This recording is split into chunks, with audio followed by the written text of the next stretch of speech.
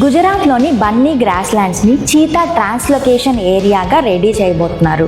Bunny grasslands it is located in Kutch district of Gujarat state. It is a unique salt tolerant grassland ecosystem.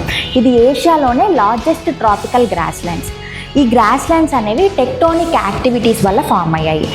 It is inhabited by pastoral communities like Maldaris, Rabbaris, Mutwals and Meghwal communities.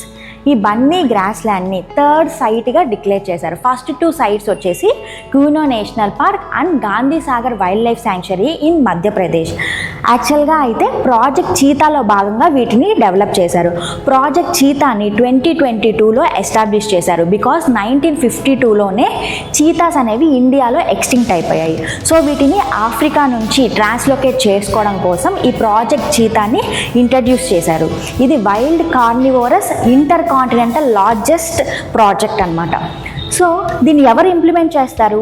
NTCA national tiger conservation authority దీన్ని implement చేస్తుంది. ఇది 2023లో cheetah project steering కమిటీని establish చేసింది. ఈ steering committee వచ్చేసి project cheetah సరిగ్గా implement అవుతుందా లేదా ఎవాల్యుయేట్ చేస్తుంది అండ్ కొన్ని అడ్వైజర్స్ని కూడా ఇస్తుంది. ఓవరాల్గా అయితే వరల్డ్లోనే 2 టైప్స్ ఆఫ్ చీతాస్ ఉంటాయి, African cheetah and Asiatic cheetah. African cheetah and Asiatic cheetah అనేవి arid grasslands of Africa and ఏషియాలో లొకేట్ అయి ఉంటాయి. వీటి యొక్క హ్యాబిటేట్ అనమాట. సో ఆఫ్రికన్ చీతా యొక్క ప్రొటెక్షన్ స్టేటస్ చూస్తే వల్నరబుల్ లిస్ట్లో ప్లేస్ చేశారు. వైల్డ్ లైఫ్ ప్రొటెక్షన్ యాక్ట్ 1972 కింద Schedule 1 అండ్ సైట్స్ Appendix 1లో ప్లేస్ చేయడం జరిగింది.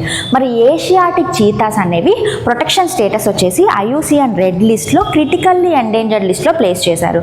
ఇది కూడా Wildlife Protection Act 1972 Schedule 1 and CITES Appendix 1లో ప్లేస్ చేయడం జరిగింది.